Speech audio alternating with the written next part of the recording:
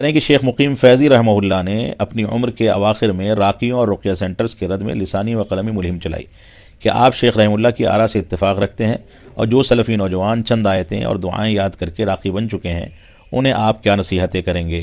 دیکھیے، رقیہ اصلاً انسان کا نجی عمل ہے۔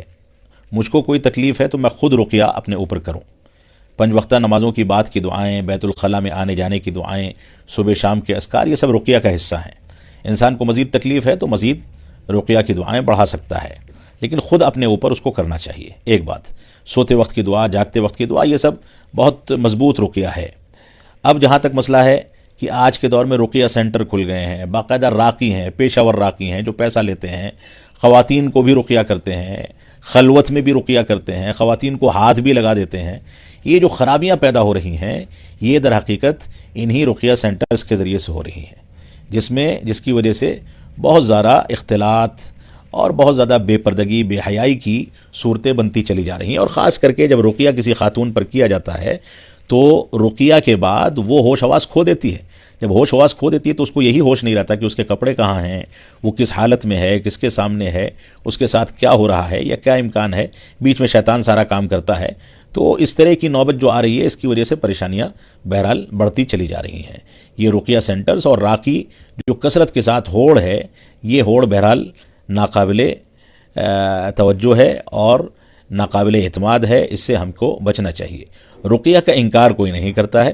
شیخ مقیم فیضی رحمہ اللہ نے جو ایک بحث اٹھائی ہے وہ ان خدشات اور ان فتنوں کو سامنے رکھ کر کے اٹھائی تھی۔ اللہ تعالیٰ ان کے لیے اس کو صدقہ جاریہ بنائے، اور یقیناً وہ بحث اس دور میں اٹھائی جانی چاہیے تھی اور آج بھی اس پر بحث ہونی چاہیے۔ بہت سارے واقعات آج کل رقیہ سینٹرز کے یا راقیوں کے ایسے آ رہے ہیں جن میں ہم پورا اعتماد رکھتے ہیں کہ یہاں ایسا نہیں ہوتا ہوگا، لیکن پتہ یہ چلتا ہے کہ ہر جگہ وہی بے حیائی اور بے پردگی والی باتیں اور اس طرح کے حادثات اور واقعات ہونے لگتے ہیں۔ یہ جو نتیجہ ہے یہ اس بات کا نتیجہ ہے کہ رقیہ کرنے والا جو پردے اور حجاب کے اصول و ضوابط ہیں ان کو توڑ دیتا ہے۔ وہ خود عورتوں کو ہاتھ لگا دیتا ہے، ان کو سامنے لے آتا ہے، کبھی کبھی خلوت میں ہو جاتا ہے، کبھی بے پردگی ہو جاتی ہے۔ یہ چیز جب ہوگی تو نوبت غلط حد تک پہنچے گی۔ لہٰذا اس طرح کی چیزوں سے ہم کو حد المقدور پرہیز کرنا چاہیے، اور ہر گھر میں کوئی نہ کوئی ایسا نیک، متقی اور پرہیزگار شخص ہونا چاہیے جو اپنے گھر کی خواتین پر، اپنے گھر کے مردوں پر، بچوں پر رقیہ کرتا رہے یا بوقت ضرورت کر سکے۔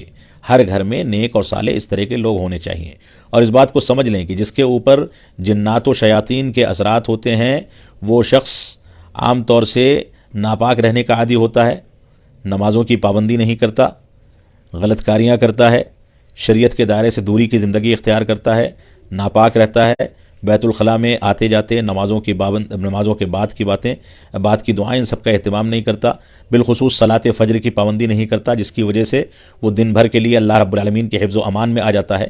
یہ ساری خرابیاں اس کے اندر موجود ہوتی ہیں، اور ہمارے سامنے جب اس طرح کے واقعات آتے ہیں تو ہماری یہ ذمہ داری ہے کہ ہم ان کو سب سے پہلے یہ کہیں کہ وہ پاک صاف رہنا سیکھیں، صرف اللہ پر اعتماد کریں، نمازوں کی پابندی شروع کریں، صبح شام کے اذکار کی پابندی شروع کریں، اور یہ سارا کا سارا سلسلہ اللہ کے اخلاص کے لیے کریں۔